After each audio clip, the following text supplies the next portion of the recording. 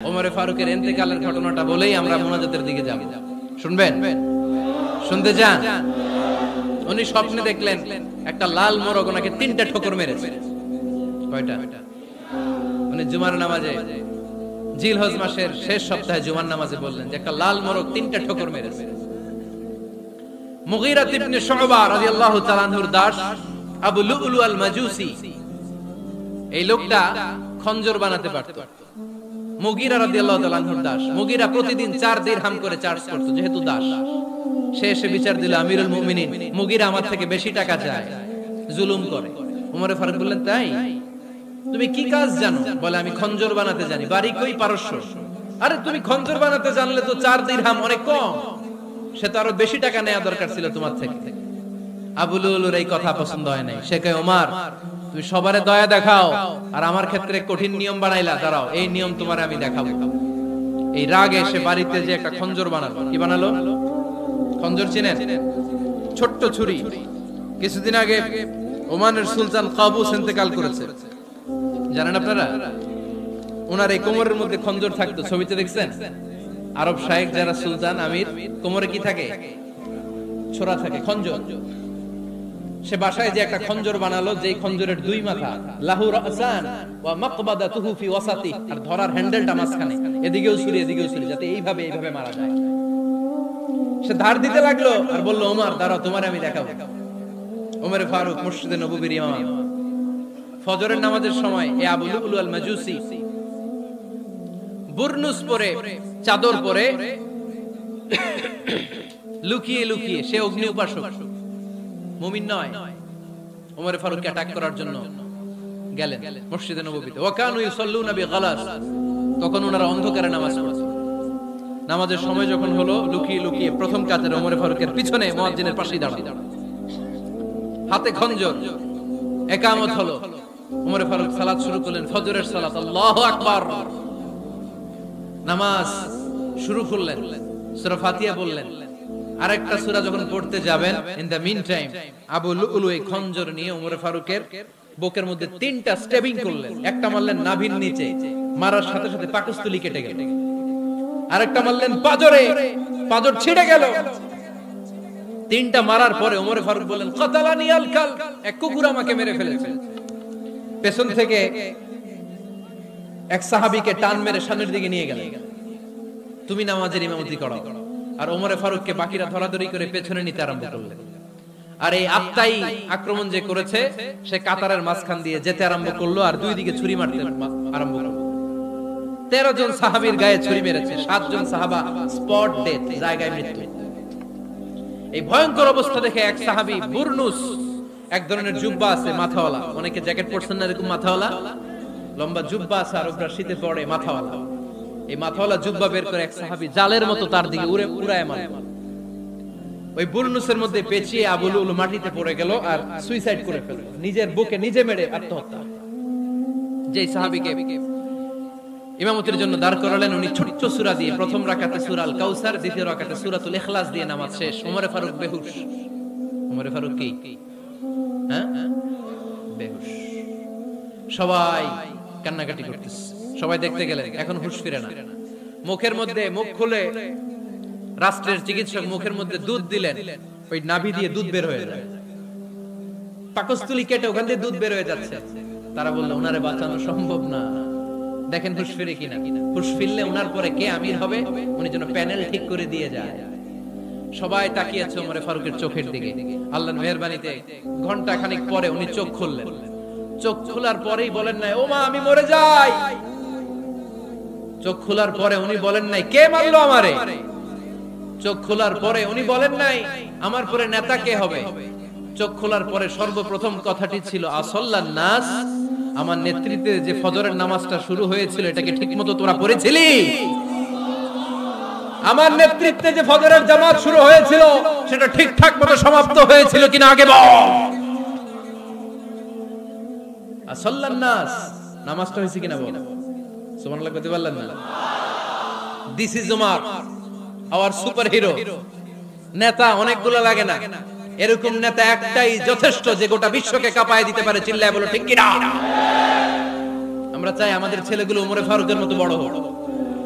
আমরা চাই আমাদের ছেলে মেয়েগুলো খাব্বাব, খুবাইব, সাইয়েদনা আলী, উসমান, আবু বকর রাদিয়াল্লাহু তাআলা আনহুর অনুসরণে বড় হোক, ঠিক কিনা? আমরা একটা ওমর চাই যিনি আমাদেরকে সালাতের শিক্ষা দিয়ে গিয়েছেন, ইন্তেকালের আগে বলেছেন সাল্লান নাস। এজন্য আমরা যেন নামাজ কখনো নষ্ট না করি। আল্লাহর জমিনে দ্বীন বাস্তবায়নে আসাদুহুম ফি আমরিল্লাহি ওমর রাদিয়াল্লাহু তাআলা আনহুর মতো এত কঠোর কেউ ছিলেন না। বিশ্বনবী মক্কায় বসে বসে তাহাজ্জুদের সালাত পড়ে আল্লাহর কাছে দোয়া করলেন, আল্লাহুম্মা আইজ্জাল ইসলাম বিআহাব্বির রাজুলাইনি ইলাইক। ও আল্লাহ, দুইজন লোকের নাম বলবো, দুইজনের দরকার নেই, এই দুইজনের একজনকে আপনি ইসলামের সুশীতল ছায়া তলে এনে ইসলামকে বিজয় দান করে দেন। মুহূর্তের মধ্যে দোয়াটা কবুল করে নিয়েছে কে? বিশ্বনবী বললেন, আল্লাহ, দুইজনের নাম বলবো আজকের দোয়ায়।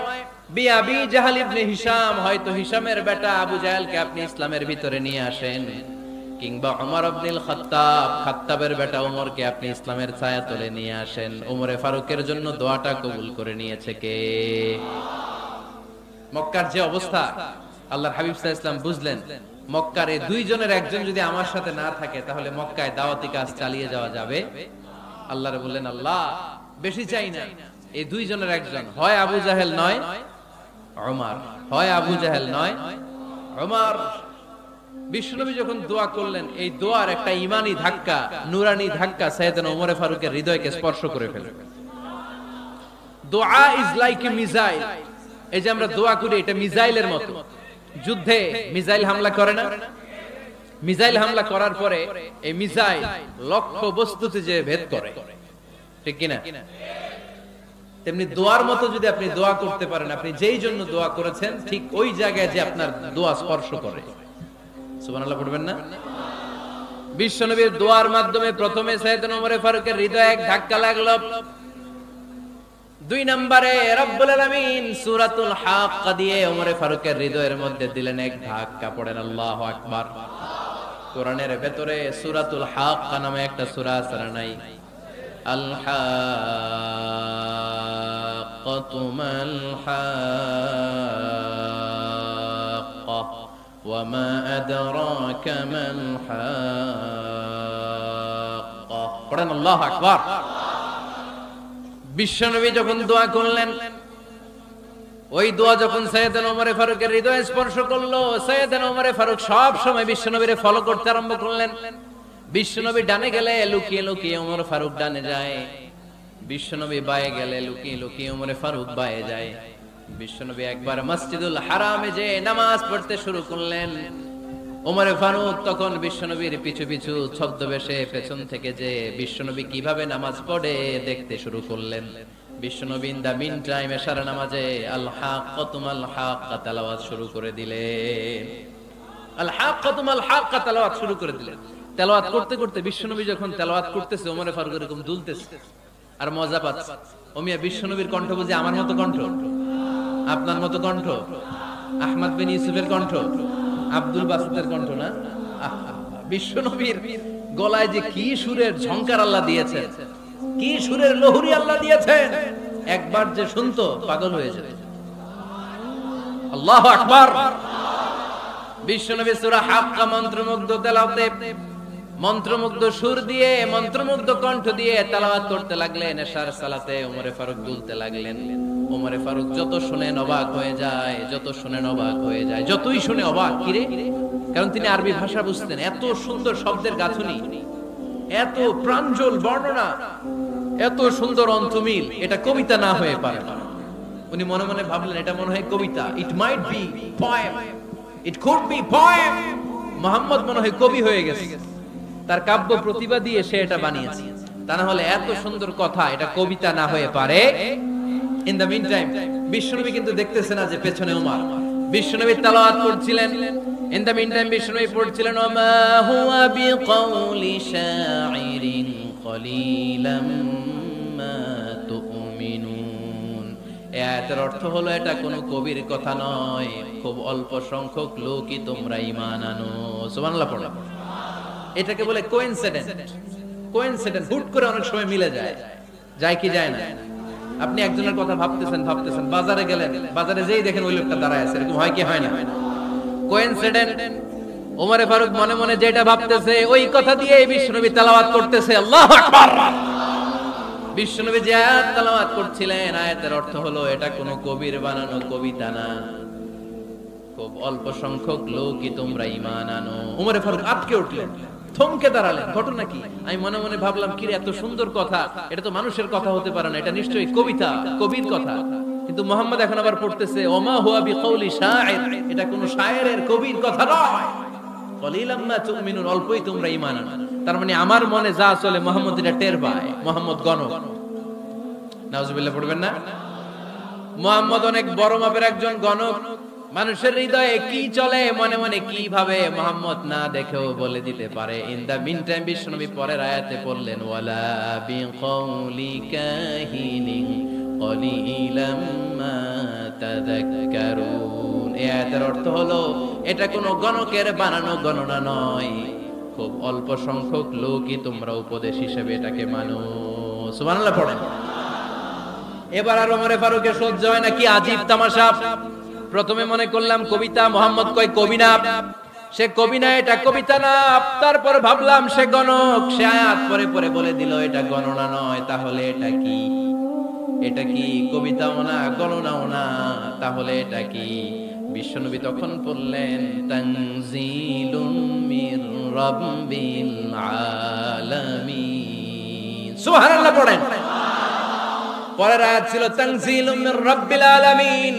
এটা দুনিয়ার কোনো কবির বানানো কবিতা না, এটা কোনো গণকের গণনা না, এটা কোনো সাহিত্যিকের বানানো সাহিত্য নয়, এটা মহাবিশ্বের পরিচালক রব্বুল আলামিনের কাছ থেকে পাঠানো কিতাব কোরআন। সূরা হাক্কার ধাক্কায় ওমরে ফারুক কাই। প্রথমে ধাক্কাটা লাগলো যে দোয়া। বিশ্বনবী তাহাজ্জুদে কেঁদে দোয়া করলেন, আল্লাহ হয় আবু জাহেল রে দিবা, নাইলে ওমর রে দিবা। ওই দোয়া ওমরে ফারুকের হৃদয়ে ছোঁয়া লেগেছে। এরপর হাক্কা, সূরাতুল হাক্কা দিয়ে দিলে এক ধাক্কা। এই ধাক্কা খেয়ে উথাল পাথাল হৃদয়ের মধ্যে, হায় রে, এ কি বাণী, এ কেমন কথা, কে মুহাম্মদ? তারপরও শয়তানের ওয়াসওয়াসা আছে না নাই? আল্লাহ বলে যতই ওয়াসওয়াসা ওমরকে দেয়া হোক, আমি ওমরে ফারুককে এই মুসলিম উম্মতের সেনাপতি বানিয়ে ছাড়বো, আমি সেনাপতি বানাবো। এবার 3 নাম্বার ডোজ। ডাক্তারের কাছে গেলে প্রথমে দেখবেন সিম্পল ডোজ দেয়, নরমাল ওষুধ, এটাতে কাজ না হলে ডোজ বাড়ায়, একেবারে কাজ না হলে অ্যান্টিবায়োটিক মারে, আছে না নাই? আল্লাহ প্রথমে দোয়ার ছোঁয়া লাগালেন, তারপর সূরা হাক্কা দিয়ে ধাক্কা মারলেন, এরপরে রব্বুল আলামিন বলেন এবার 3 নাম্বার ডোজ সূরা তাহা দিয়ে আমি তোমার হৃদয়টারে উজালা বানায় দেব রে ওমর। শয়তান ওদিক দিয়ে ওয়াসওয়াসা, খেলা দুই দিক থেকে চলতেছে। আল্লাহ তাআলা হেদায়েতের রাস্তায় টানছে, শয়তান জাহান্নামের দিকে টানছে। ঘোষণা দেয়া হলো মক্কায়, মুহাম্মাদের মাথা কেটে এনে দিলে এত এত স্বর্ণ মুদ্রা দেয়া হবে। ওমরে ফারুক রাজি হয়ে গেলেন, নাঙ্গা তলোয়ার নিয়ে বিশ্বনবীর মাথা কাটার জন্য ছুটলেন। নাউজুবিল্লাহ বলবেন না? বনু জাহরা গোত্রের এক লোক বলে, আইনা ইয়া ওমর, কই যাও? মুহাম্মাদের মাথা কাটতে যাই। আরে মুহাম্মাদের মাথা কাটতে যাও? তোমার বোন ফাতিমা বিনতে খাত্তাব আর তোমার বোন জামাই সাঈদ কদ সাবা, এরা তো ধর্ম ত্যাগ করে ফেলছে, এটা তো আমাদের ধর্ম ত্যাগ করে মুহাম্মাদের ফলোয়ার হয়ে গেছে। আগে ওমর ঘর সামলাও, পরে মুহাম্মাদের মাথা কাটতে যেও। ওমরে ফারুক অবাক হয়ে গেলেন, তলোয়ার নিয়ে বিশ্বনবীর দিকে না যেয়ে নিজের বাড়ির দিকে চলে গেলেন। বিশ্বনবীর আপন বোন ফাতিমা বিনতে খাত্তাব, বোন জামাই সাঈদ আর খাব্বাব রাদিয়াল্লাহু তাআলা আনহু তিনজন মিলে সূরা তাহা তেলাওয়াত করছিলেন। পড়েন সুবহানাল্লাহ। মক্কায় লুকিয়ে লুকিয়ে দাওয়াত হতো। খাব্বাব রাদিয়াল্লাহু তাআলা আনহু একটা চামড়ার ফলকের মধ্যে সূরা তাহার কয়েকটা আয়াত এনে ওমরে ফারুকের বোন আর বোন জামাইকে শিক্ষা দিচ্ছে, ট্রেনিং দিচ্ছে। সুবহানাল্লাহ পড়েন। লুকিয়ে লুকিয়ে ওমরে ফারুক যখন ঘরে চলে আসলেন, এরা তটস্থ হয়ে গেল। সাইয়েদনা খাব্বাব বিছানার তলায় লুকিয়ে গেলেন। ওমরে ফারুক বললেন, দরজা খোলো। ফাতিমা বিনতে খাত্তাব দরজা খোলার পরে নির্মম ভাবে সাইয়েদনা ওমর রাদিয়াল্লাহু তাআলা আনহু বোনের গায়ে আঘাত শুরু করে দিল। বোন জামাইকে আহত করতে শুরু করলো আর বলতে শুরু করলো, তোরা পাগল হলি কেন? কি আছে ওই মুহাম্মাদের মধ্যে? কি জাদু নিয়ে এসেছে? সে যাই বলে লোকজন পাগল হয়ে যায়, সবাই তার উপর কালিমা পড়ে ঈমান এনে ফেলে। কি এমন জিনিস তোদের কাছে আছে যেটা দেখে মুহাম্মদকে তোরা ভালোবাসলি? কি আছে? কি পড়তেছিলি আমারে দেখা? ফাতেমা বলে ইন্নাকা রিজসুন লা ইয়ামাসসুহু ইল্লাল মুতাহহারুন, ও আমার ভাই ওমর তুমি নাপাক, তুমি কি লা ইয়ামাসসুহু ইল্লাল মুতাহহারুন, পবিত্রতা অর্জন না করে এই কোরআন ধরা যায় না। সুবহানাল্লাহ পড়েন। উমরে ফারুক গোসল করে আসলেন, কারণ ধাক্কা তো আগে কয়েকটা খাইছে, কথা বুঝেন নাই বোধহয়। প্রথমে দোয়ার ধাক্কা, পরে কোন সূরা দিয়ে ধাক্কা, হাক্কা দিয়ে ধাক্কা, 3 নম্বরে এখন আরেকটা ধাক্কা খাবে। গোসল করে আসলেন। ফাতেমা বিনতে খাত্তাব বললেন গোসল যখন করে এসেছেন এই নেন। উমরে ফারুক এবার চামড়ার কাপড়ের মধ্যে সূরা তহার প্রথম আয়াতের দিকে নজর করলেন, নজর করেই কোরআনের প্রেমে পড়ে গেলেন। পড়েন সুবহানাল্লাহ। উমরে ফারুক পড়তে আরম্ভ করলেন তহা মা আনজালনা আলাইকাল কুরআনা লিতাশকা ইল্লা তাযকিরাতাল লিমান ইয়াখশা তানজিলাম মিম্মান খালাকাল আরদা ওয়াস সামাওয়াতিল উলা। সুবহানাল্লাহ পড়েন। উনি পড়তে আরম্ভ করলেন তহা মা আনজালনা আলাইকাল কুরআনা লিতাশকা, এই কোরআনকে আমি তোমাদের হতভাগ্য জাতি হিসেবে দুনিয়ায় থাকার জন্য পাঠাই নাই, এটা রব্বুল আলামিনের পক্ষ থেকে এসেছে। যারা রবকে ভয় করে তাদের জন্য আছে উপদেশ। যিনি আকাশ বানিয়েছেন, জমিন বানিয়েছেন, ওই আল্লাহ তাআলা নিজেই এই কোরআন পাঠিয়েছে। আওয়াজ করে পড়তে হবে আল্লাহু আকবার। উনি খুব ভালো আরবি জানতেন। সূরা তহা পড়ার পরে আর ধৈর্য ধারণ করতে পারে না।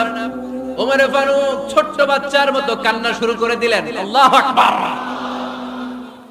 সূরা তহাটা হাতে নিয়ে, তলোয়ারটা হাতে নিয়ে বিশ্বনবীর দিকে ছুটতে আরম্ভ করলেন। আইনা মুহাম্মদ, কোথায় মুহাম্মদ? তোমরা আমাকে মুহাম্মাদের কাছে নিয়ে চলো।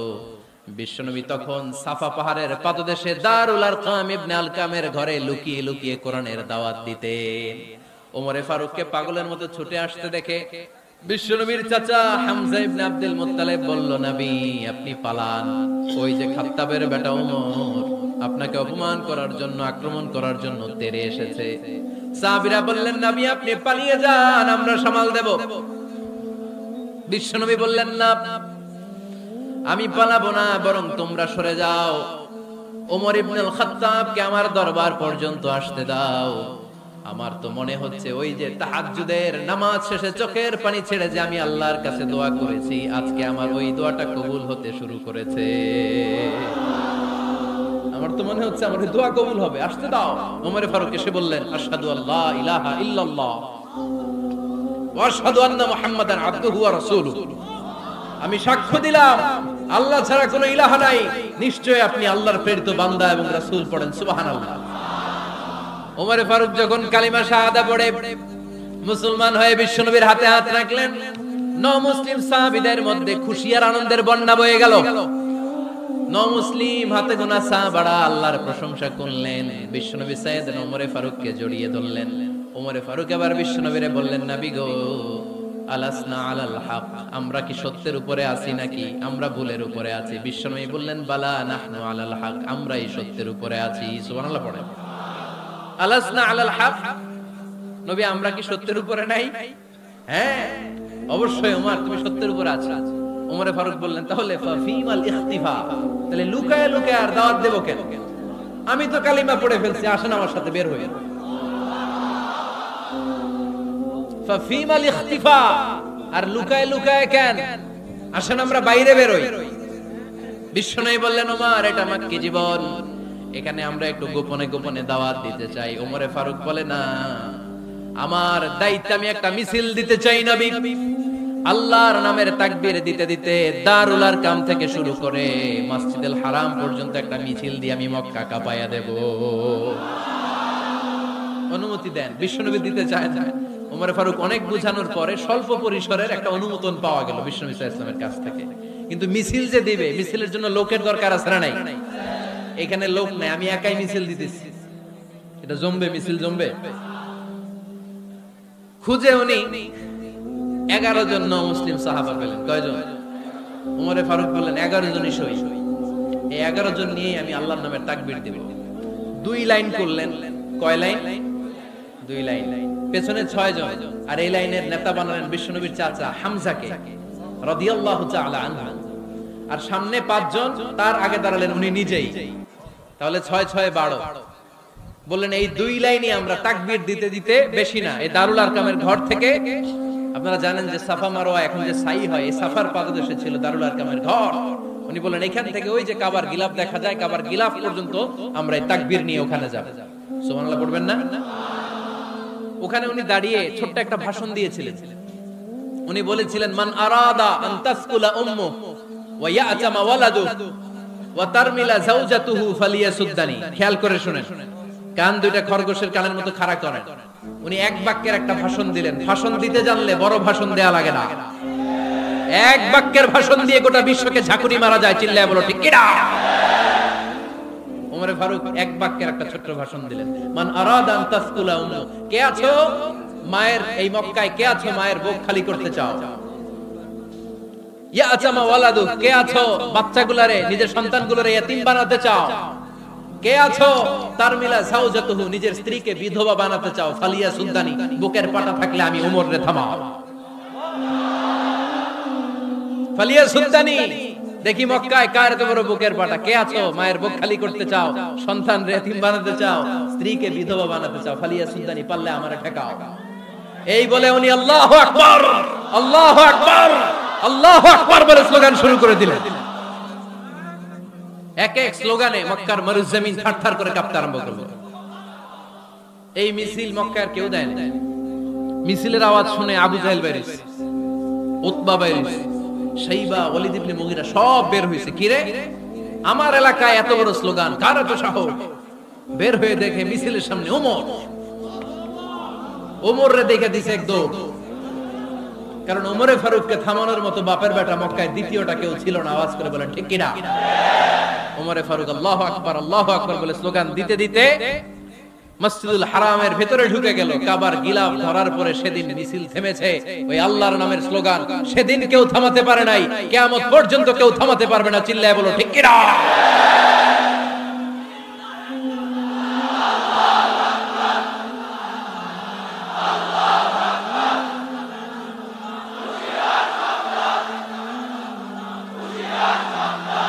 ওইরকম একটা ওমরের দরকার, আমাদের বেশি চাই না। জোরে বলেন ঠিক কিনা? দাও খোদা দাও আমায় আবার ওমর দারাজ দিল, দাও খোদা দাও আমায় আবার ওমর দারাজ দিল, দাও আলীর মতো বীর সেনানি, আলীর মতো বীর সেনানি জাগাতে নিখিল, দাও খোদা দাও আমায় আবার ওমর দারাজ দিল। সুবহানাল্লাহ পড়েন। একটা ওমর লাগবে। চিল্লায় বলেন কয়টা? ওই ওমরের অপেক্ষায় বাংলাদেশ সহ গোটা মুসলিম উম্মাহ, ঠিক কি না? একটা ওমরই যথেষ্ট। আমাদের সেন্ট্রাল লিডারশিপ নাই তো, আমাদেরকে এদিকে লাথি মারলে আমরা ওইদিকে যাই, ওদিক থেকে গুতা মারলে আমরা এদিকে যাই। আমাদের রিপ্রেজেন্টেটিভ, আমাদের প্রতিনিধিত্ব করার মতো কোন কেন্দ্রীয় লিডারশিপ নেতৃবৃন্দ গোটা বিশ্বে নাই, ঠিক কি না? আমরা সেই ওমরে ফারুকের অপেক্ষায়, আমরা সেই ইমাম আল মাহদির অপেক্ষায়। এই ওমরে ফারুক আমাদের মডেল, ঠিক কি না? থার্ড ইন পজিশন এই পুরো উম্মতের মধ্যে ওনার পজিশন নাম্বার 3। 1 নাম্বার পজিশন বিশ্বনবী কার? 2 নাম্বার পজিশন কার? আবু বকর। 3 নাম্বার পজিশন কার? ওমরে ফারুকের। বিশ্বনবী বলতেন লা নবিয়্যা বা'দি, লা নবিয়্যা বা'দি, আমার পরে কোনো নবী নাই, ওয়ালা রাসূলা, আমার পরে কোনো রাসূলও নাই। আমার নবীর পরে আর কোনো নবী আছে? আমার নবীর পরে আর কোনো রাসূল আছে? এই যে কাদিয়ানি যে একটা সম্প্রদায় আছে, এরা কি মুসলিম নাকি অমুসলিম? মুসলিম সম্প্রদায়ের সাথে এদের কোনো সম্পর্ক নাই। চিল্লায় বলেন ঠিক কি না? এরা যদি মুসলমান হতে চায়, আমার নবী দ্য লাস্ট মেসেঞ্জার বিশ্ব নবীকে খাতামুন নবী হিসেবে সংবাদ সম্মেলন করে গোটা বিশ্বকে জানাই দিতে হবে, তারপরে তাদেরকে আমরা মুসলিম হিসেবে স্বীকৃতি দিব। চিল্লায় বলেন ঠিক কি না? তা না হলে তারা কোন ধর্মের এটাকে জানাই দিতে হবে। No inferiority complex, no identity crisis. Identity ক্রাইসিসে থাকা যাবে না, আপনারা কোন ধর্মের এটা জানায় দেন। আপনারা বিশ্ব নবীরও শেষ নবী মানবেন না, আবার মুসলিম বলেও নিজেদেরকে ট্যাগ লাগাতে চাইবেন। সাধারণ মুসলমানরা এটা এই ধোঁকাবাজি মানে না। চিল্লায় বলেন ঠিক কি না? আমার নবীর পরে কোনো নবী নাই, আমার রাসূলের পরে কোনো রাসূল নাই, ঠিক কি না? আল্লাহর হাবিব বলতেন লাউ কানা বাদি নাবিয়্যুন লাকানা উমর, তবে আমার পরে যদি নবী হওয়ার যোগ্যতা কারো থাকে আমার ওমরের ওই যোগ্যতা আছে। সুবহানাল্লাহ পড়েন। প্রভু তুমি বলেছো রাসূল দেবে না, বলনি দেবে না ওমর, বলনি দেবে না হামজা তারি, খালিদ বিজয় তুমি বলেছো রাসূল দেবে না। সুবহানাল্লাহ পড়েন। এজন্য আমরা একটা ওমর চাই। কয়টা? বেশি লাগবে? নেতার মতো নেতা কয়টা লাগে? জোরে বলেন কয়টা? Enough, that's enough. Omar Farooq our super hero. ওনার সাথে বিশ্বনবী সাল্লাল্লাহু আলাইহি ওয়াসাল্লামের মুসাহারার সম্পর্ক ছিল। ওমর ফারুক যে বিশ্বনবীর শ্বশুর এটা অনেকে জানেই না। ওমর ফারুক রাদিয়াল্লাহু তাআলা আনহু বিশ্বনবীর শ্বশুর ছিলেন। এটা আজকে নতুন শুনছেন, কে কে হাত তোলেন? দেখছেন হুজুর? সঠিক বলছি না আমি? অনেকে আমরা জানি না। মাশাআল্লাহ, জানতে লজ্জা নাই, শিখতে লজ্জা নাই। লজ্জা হচ্ছে অজ্ঞতায় আর মূর্খতায়, ঠিক কি না? আমরা শিখতে রাজি আছি। যে কথা বলে আমরা তার ছাত্র। আমার আগে হুজুর কথা বলতেছিলেন, আমরা ছিলাম ছাত্র। এখন আমি কথা বলতেছি, এখন আমরা সবাই হয়ে গেছি ছাত্র, ঠিক কি না? যিনি বলেন তিনি শিক্ষক, বাকিরা আমরা ছাত্র, ঠিক কি না? চার খলিফার দুই খলিফা, ইসলামের চার খলিফার দুই খলিফা বিশ্বনবীর মেয়ের জামাই, আর বাকি দুই খলিফা বিশ্বনবীর শ্বশুর। সুবহানাল্লাহ পড়েন। সাইয়েদনা আলী রাদিয়াল্লাহু তাআলা আনহু, সাইয়েদনা উসমান যুন-নূরাইন বিশ্বনবীর মেয়ের জামাই। উসমান রাদিয়াল্লাহু তাআলা আনহুর কাছে বিশ্বনবী দুই মেয়েকে বিয়ে দিয়েছিলেন। একজন মারা যাওয়ার পরে আরেকজন। বিশ্বনবী বলেছেন এরপরে আরেকটা থাকলে ওইটারও বিয়ে দিতেন। সুবহানাল্লাহ পড়বেন না? দুইজন ছিল মেয়ের জামাই আর দুইজন ছিল শ্বশুর। সাইয়েদনা আবু বকর শ্বশুর, বিশ্বনবীর স্ত্রী আম্মাজান আয়েশা রাদিয়াল্লাহু তাআলা আনহার বাবা।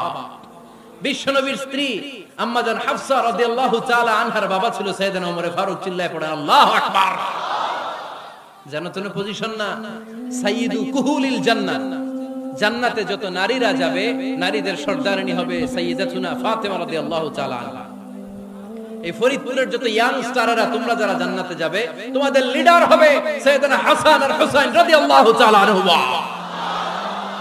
আর বয়স্ক মুরব্বিরা যারা জান্নাতে ঢুকবেন আপনাদের লিডার হবে সাইয়েদনা আবু বকর আর সাইয়েদনা ওমর ফারুক রাদিয়াল্লাহু তাআলা। সুবহানাল্লাহ পড়তে পারলেন না? ওমর ফারুক এটা সাধারণ কোনো ক্যারেক্টারিস্টিক্স নয়। ওনাকে আল্লাহ তাআলা নলেজও দিয়েছেন, আবার দ্বীনদারিও দিয়েছেন।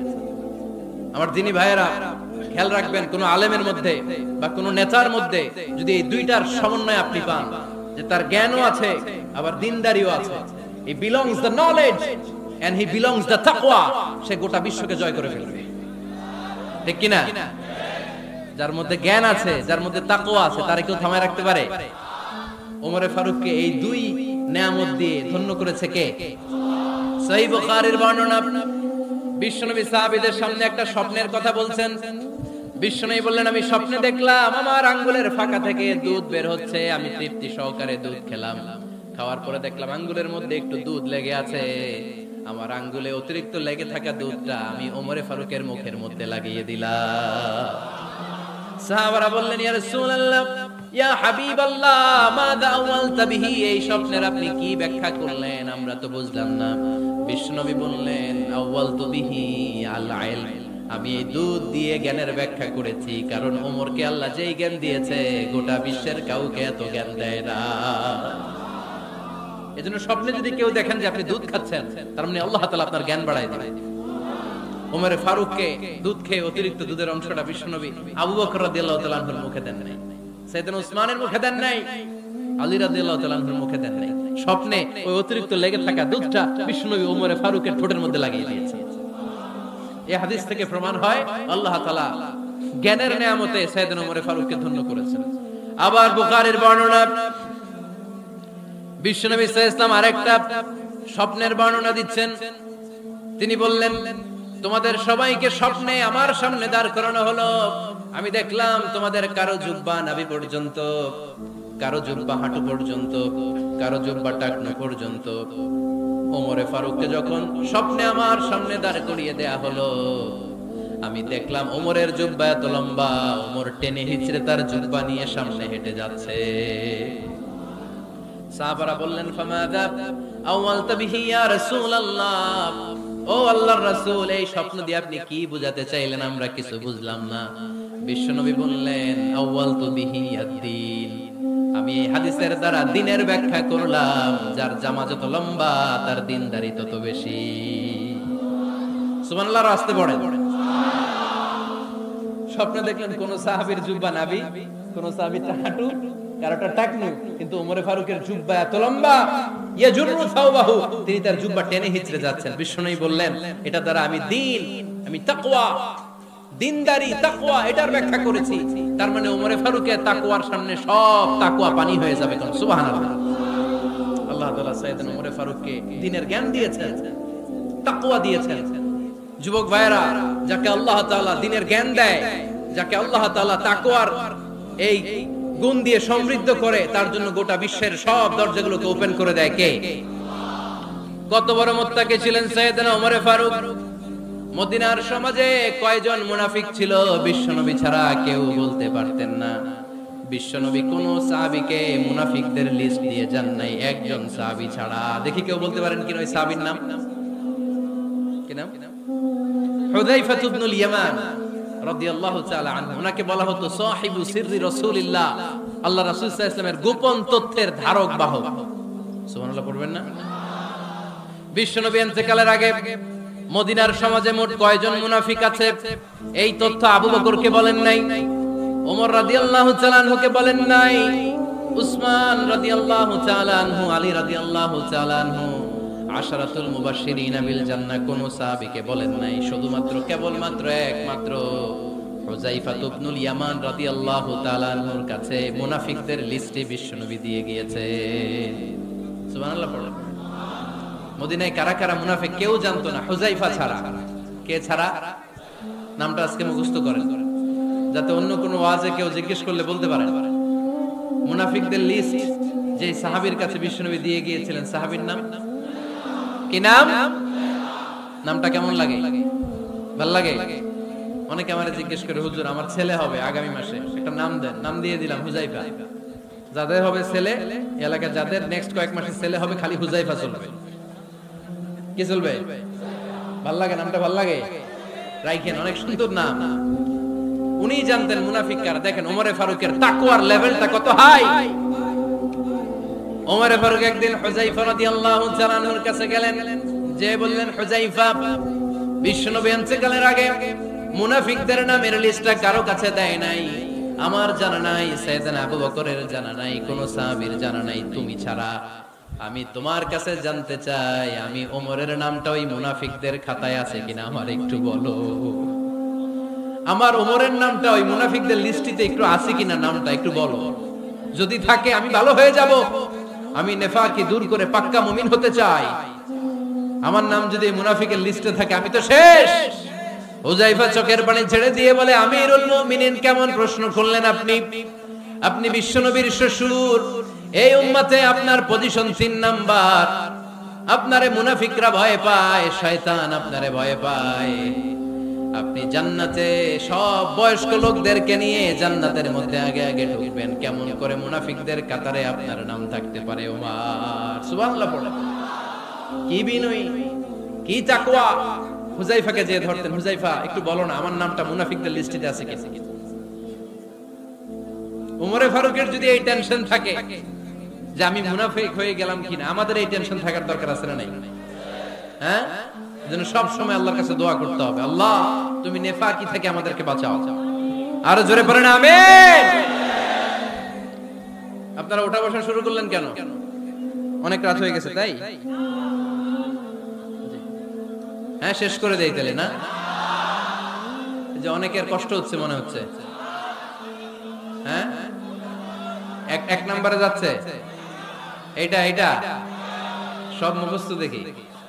হ্যাঁ, 1 নাম্বার 2 নাম্বার 3 নাম্বার 1 নাম্বার হইলো পেশাবখানা, 2 নাম্বার পায়খানা, 3 নাম্বার নাকি এইটা?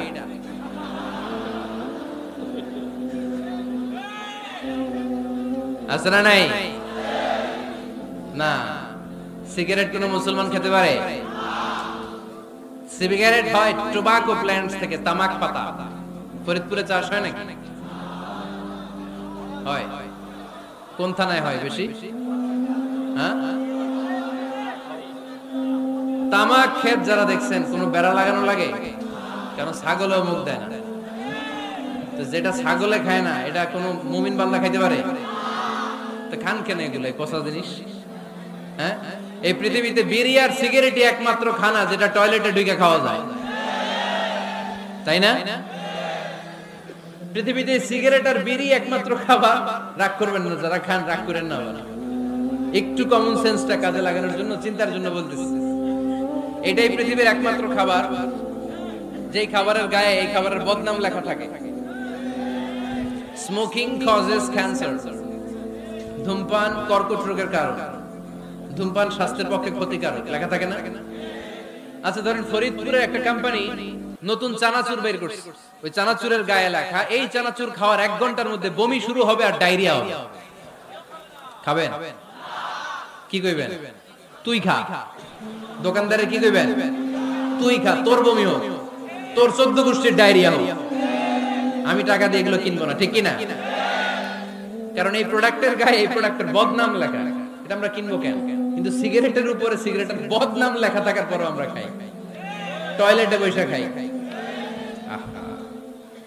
এটার মধ্যে একটা পয়জন আছে, এটাকে বলে স্লো পয়জন, নিকোটিন। এটা আপনার লাং ফুসফুসকে শেষ করে দিবে, স্লো পয়জন। সিগারেট খাওয়া অনেকটা আত্মহত্যার শামিল। বিষ খেলে সাথে সাথে মরে, সিগারেট খেলে ধুকে ধুকে মরে। আর সিগারেট থেকে হিরোইন, গাঁজা, ফেন্সিডিল, ইয়াবা, মেরিজুয়ানার পথে মানুষ পথ বাড়ায়, পা বাড়ায়, তাই না? এগুলো খাবেন না। ওয়ালা তুকাইদিকুম ইলা তাহলুকা। নিজে নিজেকে স্বেচ্ছায় ধ্বংসের দিকে ঠেলে দিও না। জীবনটা অনেক সুন্দর, জীবনটা অনেক রঙিন, আল্লাহর দেয় জীবনটাকে উপভোগ করার দরকার আছে না নাই? এই জন্য সিগারেটকে এই ফরিদপুরের প্রোগ্রাম থেকে আমরা আজকে নো বলে দিলাম। কি বলে দিব? আওয়াজ করে সবাইকে আমরা সবাই একসাথে বলবো, সিগারেটকে কি বললাম? মনে থাকবে না? মাহফিলের প্যান্ডেল থেকে বাইর হয়ে আবার ইয়েস, হ্যাঁ না, ইয়েস করা যাবে না। সিগারেটকে কি বললাম? নো। ওমর ফারুক রাদিয়াল্লাহু তাআলা আনহু আমাদের সুপার হিরো, আমাদের সবাই বলেন আমাদের। উনি কত বড় সুপার হিরো শুনেন। উনি জুমার খুতবা দিচ্ছেন। কি দিচ্ছেন? মসজিদে নববীতে খুতবার মাঝখানে হঠাৎ বললেন, ইয়া সারিয়াতাল জাবাল, ইয়া সারিয়াত ইবনে জানিমিল জাবাল। এই কথা বলেই আবার খুতবা দিতে শুরু করলেন। ওনার এই ইয়া সারিয়াত ইবনে জানিমিল জাবালের সাথে আগের কথারও কোনো মিল নাই, পরের কথারও কোনো মিল নাই। জুমার নামাজের পর মুসল্লি সাহাবারা ধরলেন, বললেন, ইয়া আমিরাল মুমিনিন। খুতবার মাঝখানে হঠাৎ করে ইয়া সারিয়াত ইবনে জালিমিল জাবাল বলে আপনি চিৎকার করলেন কেন? আপনার এই বাক্যের সাথে আপনার খুতবার আগের বাক্যের কোনো মিল নাই, আপনার খুতবার পরের বাক্যেরও কোনো মিল নাই। এই কথা আপনি কারে বললেন? কারে উদ্দেশ্য করে বললেন? এই কথার তাৎপর্য কি আমাদেরকে বুঝিয়ে বলেন। ওমর ফারুক বললেন, আমি যখন খুতবা দিচ্ছি আমি দেখতে পেলাম ওই যে কয়েক মাস আগে আমি আমার মুসলিম সেনাবাহিনী পারস্যে আক্রমণের জন্য পাঠিয়েছি বর্তমান ইরান। ইরানের ওই বিশাল এলাকাতে পারস্যে আমি আমার ব্যাটালিয়ন পাঠিয়েছি। আমি হঠাৎ করে দেখতে পেলাম আমার মুসলিম বাহিনীর সেনাপতি যুদ্ধের এক পর্যায়ে তার ডানে আছে উপত্যকা, বায়ে আছে পাহাড়। সে পাহাড়ি রাস্তা ছেড়ে দিয়ে উপত্যকার দিকে যেতে শুরু করেছে। আমি দেখতে পেলাম আমার মুসলিম বাহিনী যদি উপত্যকার দিকে ছুটে বেড়ায়, কাফির মুশরিকরা আমার মুসলিম বাহিনীকে কচুকাটা করে ফেলবে। তাই আমি এখান থেকে তাদেরকে কমান্ড দিয়ে বলেছি, ইয়া সারিয়াতাল জাবাল, উপত্যকার দিকে নয় পাহাড়ের দিকে যাও, তাহলেই তোমাদের বিজয় নিশ্চিত হয়ে যাবে। উপত্যকার দিকে যেও না, ইলাল জাবাল, ইলা সারিয়াতিল জাবাল, পাহাড়ের দিকে ছোট। সাহাবারা অবাক, ঘটনা কি? উনি বসে আছেন মদিনায় মসজিদে নববীর মিম্বারে দাঁড়িয়ে, উনি যদি ইয়া সারিয়াতাল জাবাল বলে, এটা কি ইরানে যাবে নাকি? ও মিয়া, তখনকার সময়ে বর্তমানের মতো মোবাইল ছিল নাকি? ইন্টারনেট ছিল নাকি? কিছু ছিল?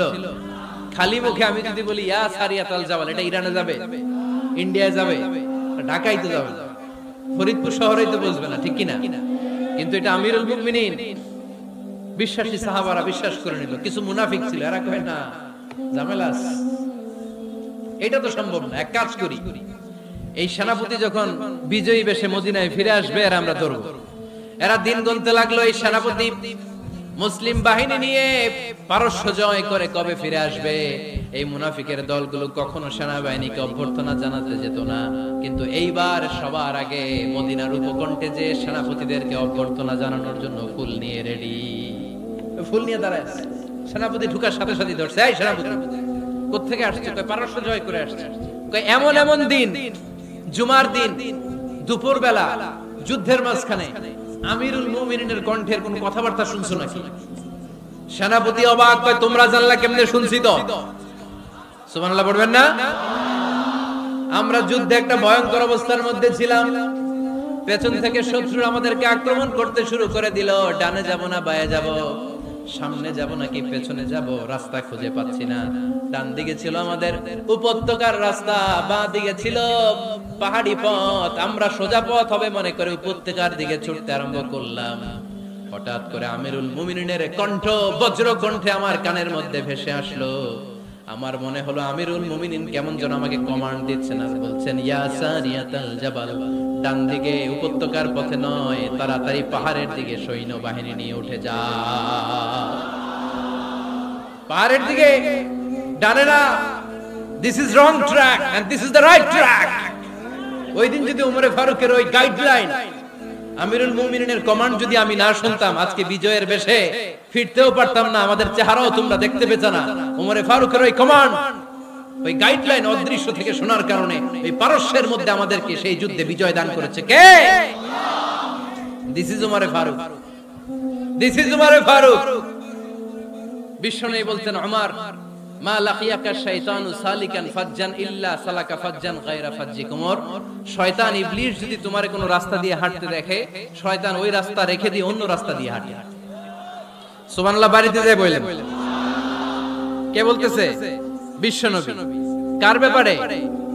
ওমরে ফারুকের ব্যাপারে। শয়তান যদি দেখে যে ওমরে ফারুক এই রাস্তা দিয়ে হাঁটতেছে, শয়তান ওই রাস্তা রেখে দিয়ে অন্য রাস্তা দিয়ে হাঁটে। সুবহানাল্লাহ পড়ে। রাত্রিবেলা আমরা আমাদের বাচ্চা ছেলে মেয়েদেরকে যখন খাওয়াই, বাচ্চারা খেতে চায় না, এরকম হয় আপনাদের ফরিদপুর এলাকায়? এই এলাকায় হয় নাকি? খেতে চায় না বাচ্চারা, এই চকলেট দেখায়া, এই মিনা কার্টুন দেখায়া, এইটা সেটা এগুলো সেগুলো বলে, গল্প টল্প বলে ভুলায়া খাওয়ানো লাগে, তাই না?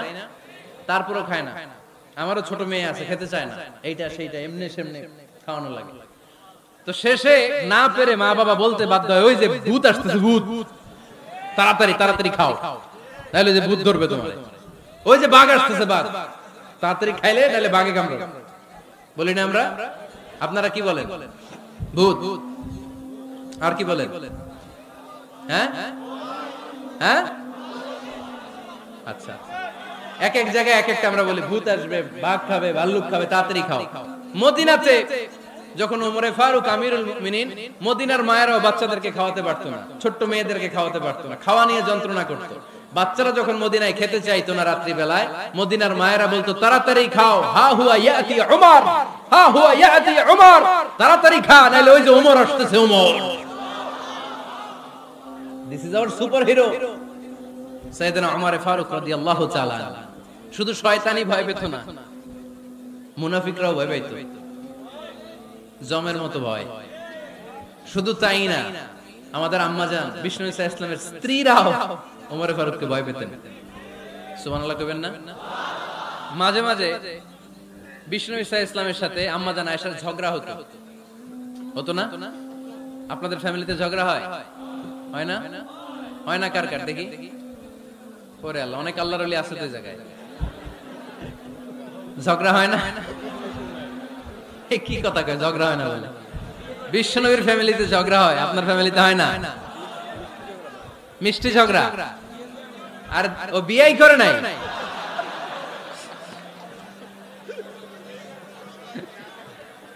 ঝগড়া তো হবেই, দাম্পত্য জীবনের মজাটাই তো এখানে। কখনো ঝগড়া, কখনো আনন্দ, একটু বৃষ্টি, একটু রোদ, একটু হাসি, একটু কান্না, ভালো লাগা ভালোবাসা শেয়ার করে নেয়া, মিলেমিশে একাকার হয়ে যাও, ঠিক কিনা? তো আল্লাহর হাবিব সাল্লাল্লাহু আলাইহি ওয়াসাল্লামের সাথে আম্মা জান আয়েশার ঝগড়া হতো। তো একদিন ঝগড়া হয়ে দুইজন রেগে আছে। খবরদার দুইজন রেগে থাকবেন না, আবার একজন রাগলে আরেকজন থেমে যাবে, কারণ এই ছোট্ট ঝগড়া থেকে এটা অনেক সময় বিচ্ছেদের দিকে গড়ায়। আমার প্রিয় ফরিদপুরবাসী, ভাবি রেগে গেলে আপনি রাইগেন না, ওই দিন আপনি একটু ঠান্ডা থাকেন। আবার আপনি রেগে গেলে, আমার মাইকের আওয়াজ যদি ভাবিরা শুনেন, আপনারা রেগে যায় না, একটু ঠান্ডা থাকবেন। দুইজনে রেগে গেলে তো তৃতীয় বিশ্বযুদ্ধ শুরু হবে, তাই না? একজন রেগে গেলে আরেকজন ঠান্ডা, কারণ এই সামান্য ঝগড়া থেকে ইগোর কারণে এটা বিচ্ছেদ আর ডিভোর্স পর্যন্ত গড়ায়। আর শয়তান এখানে উস্কানি দেয়, কারণ ইমানদারদের ফ্যামিলি ভাঙতে পারলে শয়তান সবচেয়ে বড় খুশি হয়, আর ইমানদারদের ফ্যামিলি টিকে থাকলে খুশি হয়ে যায় কে? আম্মা জান আয়েশা রাদিয়াল্লাহু তাআলা আনহার সাথে বিষ্ণু ইসা ইসলামের ঝগড়া হতো মাঝে মাঝে। একবার ঝগড়া হলো, বিষ্ণু ইসা ইসলামের রাগ, আম্মা জান আয়েশাও রাগ। তো বিষ্ণুই বললেন, আয়েশা ঝগড়া করে আর কতক্ষণ থাকবো, আসো মিটমাট করি। আয়েশা রাদিয়াল্লাহু বললেন, ঠিক আছে মিটমাট করব। তো বিষ্ণু ইসা ইসলাম বললেন, মিটমাটের জন্য কারে ডাকবো? ওমরে ডাকি। কয় না, ওমরে না, ওমর গালিজ, ওমর অনেক রাগে, আমার ডর লাগে। কয় তাহলে তোমার আব্বারে ডাকি। কয় ডাকে। কি খুশি, মেয়েদের মধ্যে অভ্যাসটা আছে না নাই? তাহলে তোমার আব্বারে ডাকি। ডাকেন, ডেকে নিয়ে আসা হলো। আবু বকর রাদিয়াল্লাহু তাআলা আনহু দাঁড়ালেন, আম্মা জান আয়েশা দাঁড়ালেন, বিশ্বনবীও দাঁড়ালেন। বিশ্বনবী বললেন, আয়েশা তোমার আব্বা আসছে, এবার ঘটনা খুলে বলার পালা, তুমি বলবা নাকি আমি বলবো? আম্মা জান আয়েশা বললেন, আপনি বলেন, তবে ওয়ালা তাকুল ইল্লা হাক্কান, যেটা ঘটছে ওইটাই বললেন, মিথ্যা কথা কইেন না। আবু বকর রাদিয়াল্লাহু তাআলা আনহু রেগে মেগে আগুন, কি এই কথা তুমি কেমন করে বলো? বিশ্বনবী কি মিথ্যা কথা কখনো বলবে? রেগে মেগে দিলেন মেয়ের গালে এক চড়। বানিয়ে বলতেছি না, মুসনাদ আহমদ ইবনে হাম্বলের হাদিস। বাবার হাতের থাপ্পড়কে আম্মা জান আয়েশা উল্টে বললেন। সাইয়েদনা আবু বকর রাগে গড়গড় করছেন, আবার মারার জন্য তেড়ে গেলেন। এবার বাঁচার জন্য আম্মা জান আয়েশা বিশ্বনবীর পিছনে যে আশ্রয় নিলেন, বিশ্বনবী বাঁচানোর জন্য দুই হাত মেলে দাঁড়িয়ে গেলেন। পড়েন সুবহানাল্লাহ। বিশ্বনবী যখন দুই হাত মেলে দাঁড়িয়ে গেলেন, সাইয়েদনা আবু বকর রাদিয়াল্লাহু আনহু থেমে গেলেন। সাইয়েদনা আবু বকর রাদিয়াল্লাহু তাআলা আনহু ঘর থেকে বের হয়ে বারান্দায় দাঁড়ালেন। পড়েন সুবহানাল্লাহ। এবার বিশ্বনবী আম্মা জান আয়েশার কাছে যেয়ে বলেন, ইয়া আয়েশা কাইফা রাআইতিনি আনকাসতুকি মিনার রাজুল, দেখছো কেমনে বাঁচাইলাম? আমি না থাকলে বর্তমানে ফেলতো আজকে। আমি বাঁচাইছি তোমারে, আমি আমার লগে ঝগড়া করো তুমি। লজ্জায় পড়ে আম্মা জান আয়েশা খিলখিল করে হেসে দিলেন, বিশ্বনবীও হেসে দিলেন। দুইজনের হাসির মধুর আওয়াজ শুনে সাইয়েদনা আবু বকর বাইরে থেকে অবাক, কি রে এতক্ষণ না ঝড় তুফান, এখন দেখি হাসি। সালাম দিয়ে অনুমতি নিয়ে ভিতরে ঢুকলেন। ঢুকে দেখেন আম্মা জান আয়েশাও হাসে, বিশ্বনবীও হাসে। এই হাসি দেখে আবু বকর রাদিয়াল্লাহু আনহু হেসে দিলেন, আরশের উপর থেকে খুশি হয়ে গেলেন কে? এবার সাইয়েদনা আবু বকর রাদিয়াল্লাহু তাআলা আনহু বললেন, ইয়া রাসূলুল্লাহ আশরিকানি ফি সিলমিকুমা কামা আশরাকতুমানি ফি হারবিকুমা। ও নবী, যুদ্ধ লাগলে, দুইজন যুদ্ধ লাগলে মীমাংসার জন্য যেমনি আমারে ডাকেন, এরকম হাসি আর আনন্দের মুহূর্তেও আমারে একটু ডাকেন।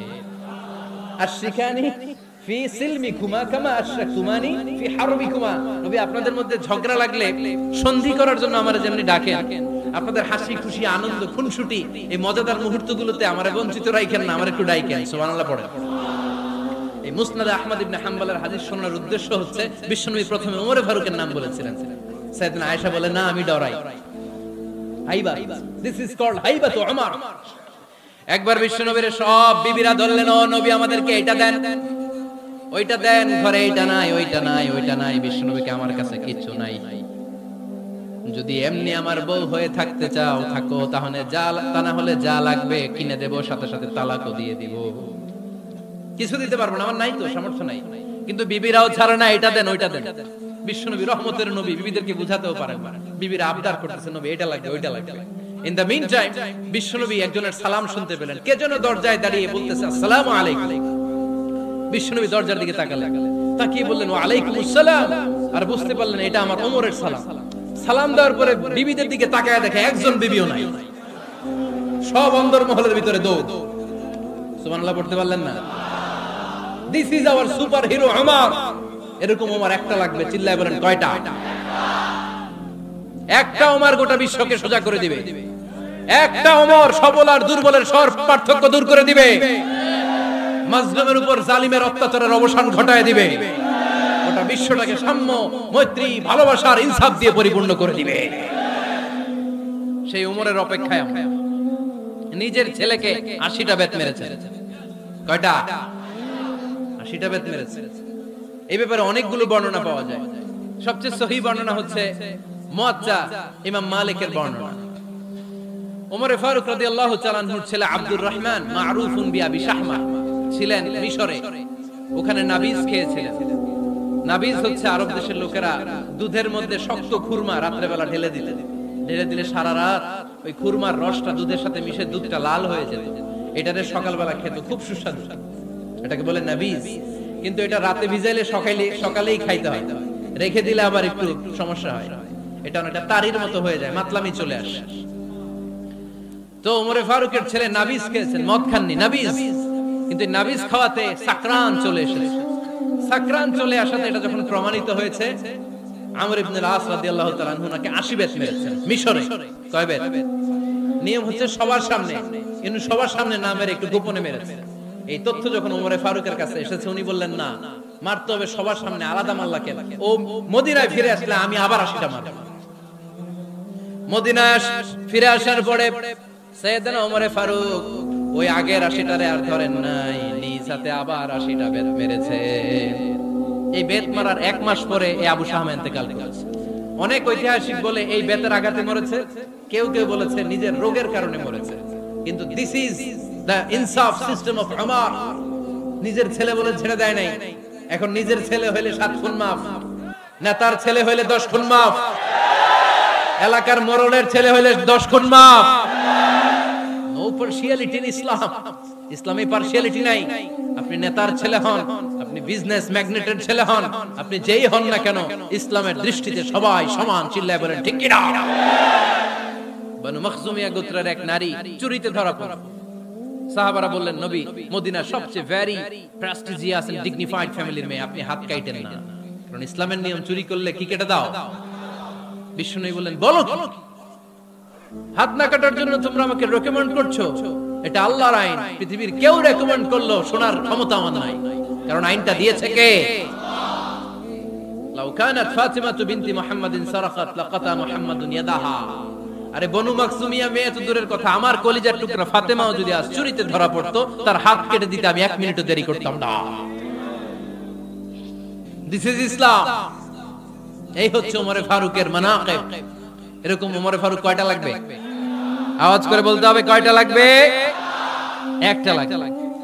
এই সাইয়েদনা ওমরে ফারুক মদিনার প্রথম চিফ জাস্টিস ছিলেন।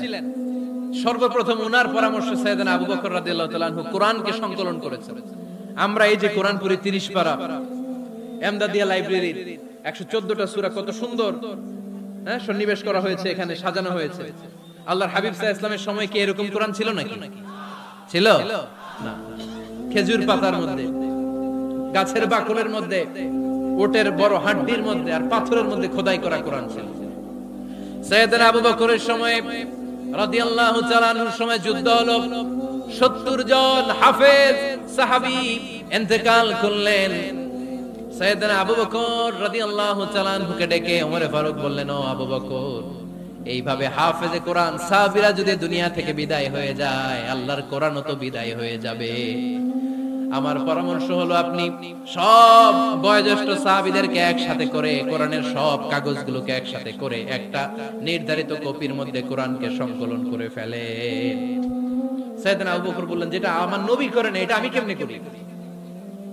কিন্তু ওমরে ফারুক নাছরবান্দা বলে না, এটা করলে কোনো খারাপ হবে না, ভালোই হবে। মুসলিম উম্মার জন্য এক জায়গায় কোরআন সন্নিবেশিত থাকবে, আপনি করেন। সাইয়েদনা আবু বকর রাজি হয় না, ওমরে ফারুকও ছাড়ে না। ওমরে ফারুক বলতে বলতে বলতে বলতে এমন ভাবে সাইয়েদনা আবু বকর রাদিয়াল্লাহু তাআলা আনহুকে ধরলেন, সব শেষে সাইয়েদনা আবু বকর ওমরে ফারুকের কথায় কোরআন সংকলনে রাজি হয়ে গেলেন। পড়েন সুবহানাল্লাহ। উনি বললেন, ওমর যখন আমাকে বারবার বুঝাতে লাগলো, আল্লাহ তাআলা আমার হৃদয়টা ওমরের কথা শোনার জন্য খুলে দিলেন। আল্লাহ তাআলা কেমন যেন আমাকে ইলহাম করলেন, আবু বকর করো, এই কাজের মধ্য দিয়ে আমি আমার কোরআনকে গোটা বিশ্বে জীবিত রেখে দেব। This is Umar. এই যে আমরা হিজরি সনের যে আমরা গণনা করি, এই হিজরি সনের প্রবর্তক হচ্ছে সাইয়েদনা ওমরে ফারুক। সুবহানাল্লাহ। নাই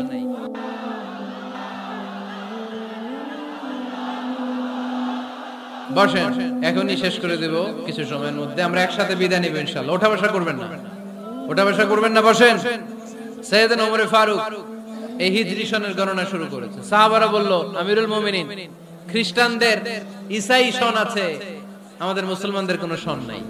আমাদের একটা সন থাকলে আমাদের জিজিয়া নিতে, আমাদের যাকাতের টাকা উত্তোলন করতে অনেক সুবিধা হবে।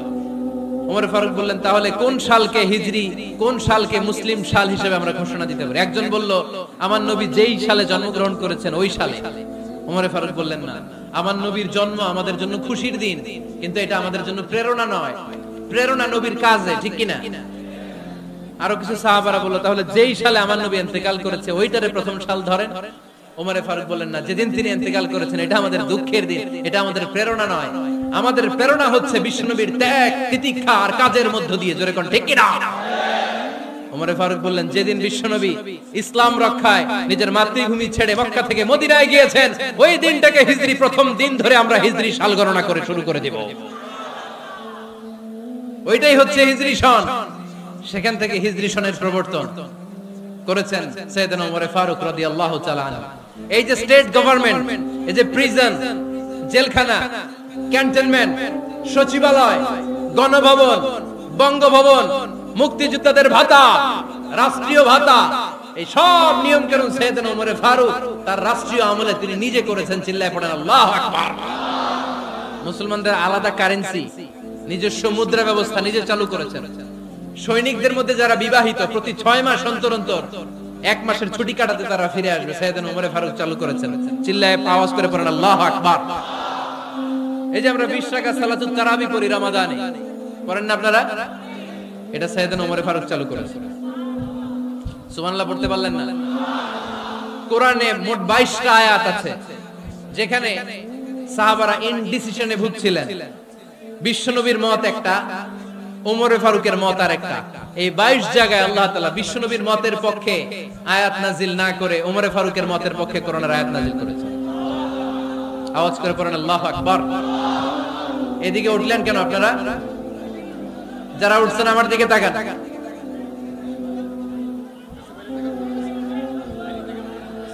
কিছু ভিতরে ঢুকতেছে, কিছু বাইরেতেছে না?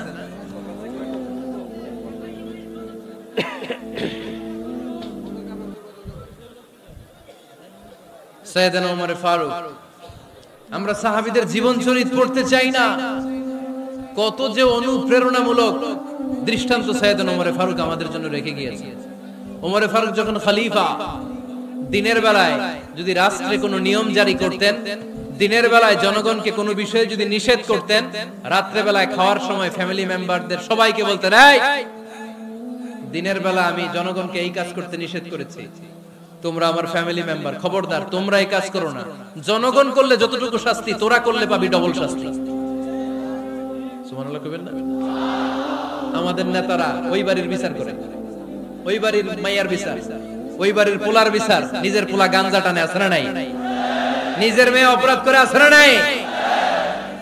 কি নেতা ছিলেন ওমর ফারুক! আগে নিজের ঘর সামলিয়েছেন, আগে নিজেকে সামলিয়েছেন, নিজের ঘর ঠিক করেছেন। বলেছেন জনগণ করলে যত বেদ, তোরা করলে ডবল বেদ।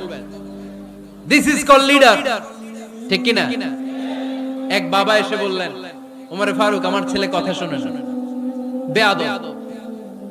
ওমর ফারুক ছেলেরে ডাকলেন, বাবা তুমি তোমার আব্বাজানের কথা শোনো না, এটা তো কবিরা গুনাহ। ছেলে বলে ওমরে ফারুক সব দায় দায়িত্ব আল্লাহ ছেলে মেয়েদেরকে দিয়েছে, বাবা মাকে কোনো দায়িত্ব দেয় নাই।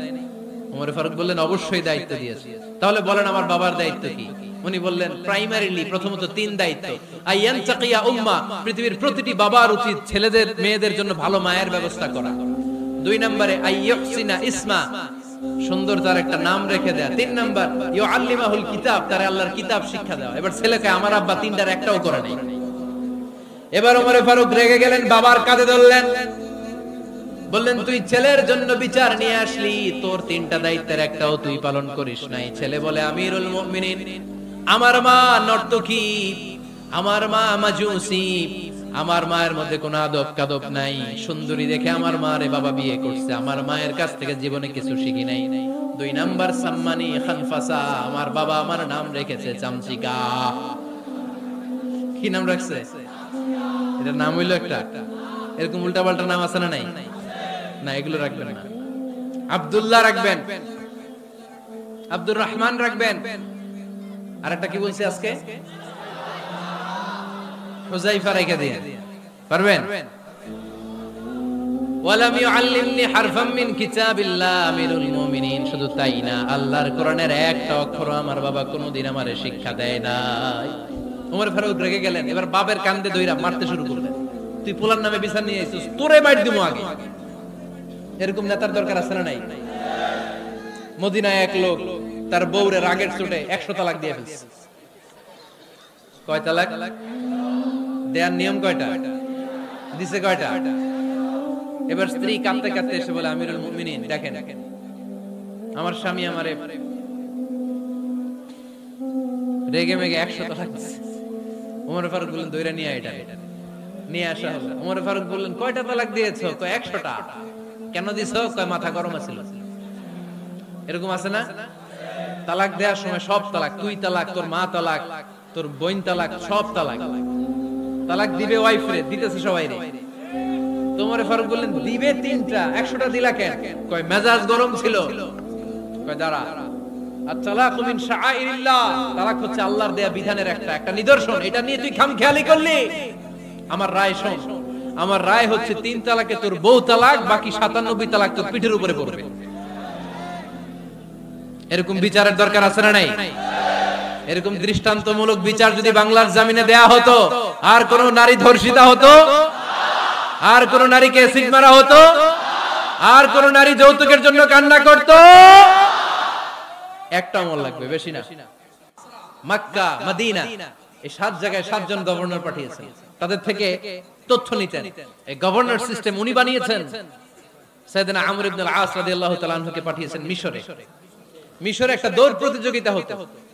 ওই দৌড় প্রতিযোগিতায় আগের চোটে আমর ইবনে আল আসের ছেলে ওই মিশরীর মাথার মধ্যে একটা বাড়ি মেরেছে। মিশরী বলে আমার মাল্লা কেন? তুমি খেলায় পারো না, আমারে মাল্লা কেন? কয় আনা ইবনুল আকরামিন, আমি গভর্নরের পোলা, আমি যা বলবো এটাই হবে, আমার উপরে কথা নাই। মিশরী ওইখানে আর ঝগড়া বাঁধায় নাই, মনে দুঃখ নিয়ে মদিনায় চলে আসলেন। এসে বললেন আমিরুল মুমিনিন, আপনি আমর ইবনুল আস রাদিয়াল্লাহু তাআলা আনহুকে মিশরের গভর্নর বানিয়ে পাঠিয়েছেন। একটা প্রতিযোগিতায় আমি চ্যাম্পিয়ন হয়েছি, ওনার ছেলে হয়েছে রানার আপ। কেন সে চ্যাম্পিয়ন হতে পারে নাই? এই কারণে আমার মাথায় লাঠি দিয়ে 3টা বাড়ি মেরেছে। বিচারটা দিছে কার দরবারে? কথা বুঝেন নাই বোধহয়? ওমর ফারুকের দরবার। ওমর ফারুক বললেন তাই, আগামী বছরের অমুক তারিখ আমি সব গভর্নরদেরকে ডেকে হিসাব নিতে, ওই দিন তুই থাকবি, পারবি না? মিশরে বলে পারবো, মানে অবশ্যই পারবো। ওই দিন 7 রাজ্য থেকে 7 গভর্নর হাজির, গভর্নরদের ছেলেরাও হাজির, মিশরীয় হাজির। 7 গভর্নরের কাছ থেকে 7 এলাকার খোঁজ খবর নেয়ার পরে ওমরে ফারুক বললেন আইনাল মিসরি, মিশরী লোকটা কই, এদিকে আয়। মিশরী সামনে আসার পরে বলল আমর ইবনুল আস, তুমি মিশরের গভর্নর, তোমার ছেলে সহ তুমি আসো। আমর ইবনুল আস এসে সামনে বসে রইলেন। এবার বললেন আমর ইবনুল আসের ছেলে, তুমি নাকি ইবনুল আকরামিন গভর্নরের ছেলে, তুমি যা বলবা মিশরে নাকি তাই হবে, তোমার নাকি অনেক দাপট। নিজে একটা লাঠি এনে মিশরীর হাতে দিয়ে বলল এবার তোর মাথায় যতটা মারছে তুই ততটা গুনে গুনে মার, আমি দেখবো। আমর ইবনুল আস দেখবে, আমর ইবনুল আসের ছেলেরে তুই এখানে মার। সে বলতেছে থাক, আপনি বলছেন এতেই যথেষ্ট, মারা লাগবে না, আমি মাফ করে দিলাম। ওমরে ফারুক বলল খবরদার, মার মার ওর মাথার মধ্যে। মিশরি ওমরে ফারুকের ধমক শুনে ভয়ে ভয়ে 3টা বাড়ি মারল। এই বাড়ি মারা দেখেও ওমরে ফারুকের হৃদয় ঠান্ডা হয় নাই। লজ্জায় আমর ইবনে আস, বয়স হয়ে গিয়েছে সাহাবা, মাথা তখন টাক, মাথায় চুল নাই, লজ্জায় মাথাটা হেট হয়ে মাথাটা নিচু করে রেখেছে। এবার রাগের চোটে ওমরে ফারুক বললেন, এবার আমর ইবনে আসের টাক মাথার মধ্যে একটা মার মার। কেন ছেলেকে শিক্ষা দিতে পারে নাই? ইয়া আমর ইবনে আস, মাতা জাআলতুমুন নাস আবিদা, তোমরা কখনো আর পাঠাই নাই, খবরদার, জনগণ তাদেরকে দেখভাল করার জন্য তোমাদেরকে পাঠানো হয়েছে, তাদের উপর কোনো অত্যাচার করার জন্য নয়। চিল্লায় বলেন ঠিক কি না? এরকম নেতা কয়টা লাগবে? কয়টা? ওই নেতার নাম কি? ওমর। হা হুয়া ইয়াতি ওমর। 22 জায়গায় বিশ্বনবী কয় একটা, ওমরে ফারুক বলে আরেকটা। আল্লাহ বলে বিশ্বনবী আপনার পক্ষে আমি আয়াত নাযিল করতে পারলাম না, আমি ওমরের পক্ষে নাযিল করে দিলাম। বিশ্বনবী বলতেন ইন্নালি কুল্লি উম্মাতিন মুহাদ্দাস, সব উম্মতের মধ্যে, সব নবীর উম্মতের মধ্য থেকে একজন করে আল্লাহ তাকে মুহাদ্দিস বানাতো। মুহাদ্দিস না মুহাদ্দাস। মুহাদ্দাস মানে এমন লোক যিনি যা ভাবতো ওই ভাবনাটাই আল্লাহ আয়াত হিসেবে নাযিল করে দিতেন। বিশ্বনবী বলেন আমার উম্মতের মধ্যে মুহাদ্দাস হচ্ছে সাইয়েদনা ওমর। মদিনার সবচেয়ে বড় মুনাফিকের নাম আব্দুল্লাহ ইবনে উবাই ইবনে সালুল, সব মুনাফিকদের সরদার, কিন্তু এই মুনাফিকের ছেলেটা হলো পাক্কা ঈমানদার। এই ছেলের নাম হলো আব্দুল্লাহ। আওয়াজ করে বলেন ছেলের নাম কি? আব্দুল্লাহ ইবনে উবাই ইবনে সালুল মুনাফিক সরদার যখন ইন্তেকাল করলো, সাইয়েদনা আব্দুল্লাহ রাদিয়াল্লাহু তাআলা আনহু বিশ্বনবীর কাছে এসে চোখের পানি ছেড়ে ডেকে বলে, নবী আপনিও জানেন আমিও জানি, মদিনার সবাই জানে আমার আব্বা মুনাফিকদের সরদার, কিন্তু আমার মন তো মানে না, আমার তো পিতা, আমার তো বাবা লাগে, আমার তো মন মানে না। আপনিও জানেন মুনাফিক, আমিও জানি মুনাফিক। নবী আপনার দরবারে কিছু আমি চাই না, আপনার গায়ের একটা জামা দেন, আপনার জামাটা পরিয়ে আমার বাবারে দাফন দিব। এর সিলায় যদি আমার আব্বারে আল্লাহ মাফ করে দেয়, দয়ার নবী মায়ের নবী জামা খুলে দিয়ে দিলেন। পড়েন সুবহানাল্লাহ। আব্দুল্লাহ রাদিয়াল্লাহু তাআলা আবার আবদার চললেন, নবী জানি আমার বাবা মুনাফিক, কিন্তু আমার তো বাবা, আপনার দরবারে ফরিয়াদ, আপনি নিজে যে আমার বাবার জানাজার নামাজের ইমামতি করবেন। দয়ার নবী মায়ের নবী জানাজার নামাজে যেতে চাইলেন। ওমরে ফারুক বললেন, নবী না, খবরদার আপনি উবাই ইবনে সালুলের জানাজায় যাবেন না। বিশ্বনবী জোর করে যেতে চাইলেন। সাইয়েদনা ওমরে ফারুক বিশ্বনবীর জামা পেছন থেকে টেনে ধরলেন। আল্লাহু আকবার। টেনে ধরলেন, যাবেন না আপনি। ওমরে ফারুকের হাত থেকে হ্যাচকা টান মেরে জুব্বা টান দিয়ে বিশ্বনবী জানাজায় চলে গেলেন। রব্বুল আলামিন আয়াত নাযিল করলেন, ইস্তাগফির লাহুম আও লা তাস্তাগফির লাহুম ওয়া ইন তাস্তাগফির লাহুম 70 মাররাতান ফালান ইয়াগফিরাল্লাহু লাহুম। নবী গো, একবার নয়, দুইবার নয়, 70 বারও যদি এই মুনাফিকের জন্য আপনি ক্ষমা চান, তার জন্য ক্ষমা নাই, তার জন্য আছে জাহান্নাম। ওয়ালা তাকুম, আপনি যাবেন না আলা কবরি, কখনো তাদের জানাজায় যাবেন না। এই যে একটা ভুল করে ফেলছেন, এটা এইবারই শেষ, এরপরে আর যাবেন না। সাইয়েদনা ওমর ফারুকের পক্ষে আল্লাহ তাআলা কোরআনের আয়াত নাযিল করে দিলেন। চিল্লায়ে পড়েন আল্লাহু আকবার। এভাবে 22টা জায়গায় ওমর ফারুক যা বলেছে, এটা নিয়ে একটা আলাদা আলোচনা হইতে হয়, আলাদা একটা আলোচনা লাগবে যে 22টা আয়াতে আল্লাহ তাআলা বিশ্বনবীর পক্ষে কোরআনের আয়াত নাযিল না করে সাইয়েদনা ওমর ফারুকের পক্ষে আয়াত নাযিল করেছেন। চিল্লায়ে পড়েন সুবহানাল্লাহ। ওই ওমর ফারুককে আমাদের মডেল বানানোর দরকার আছে না নাই? ওই ওমর ফারুকের জীবনী আমাদের ছেলে মেয়েদেরকে পড়ানোর দরকার আছে না নাই? আমাদের ভবিষ্যৎ প্রজন্ম এগুলো জানে না। ওরা সালমান খান দেখে বড় হয়, ওরা শাহরুখ খান দেখে বড় হয়, ওরা ঋত্বিক রোশনকে দেখে বড় হয়, ওরা মনে করে যে এরাই বড় সুপার হিরো। আমাদের যে কত বড় সুপার হিরো আছে এরা জানেই না। নতুন প্রজন্মের কর্ণকুহরে সাইয়েদনা ওমর ফারুকের ইতিহাস পৌঁছে দেওয়ার দরকার আছে না নাই?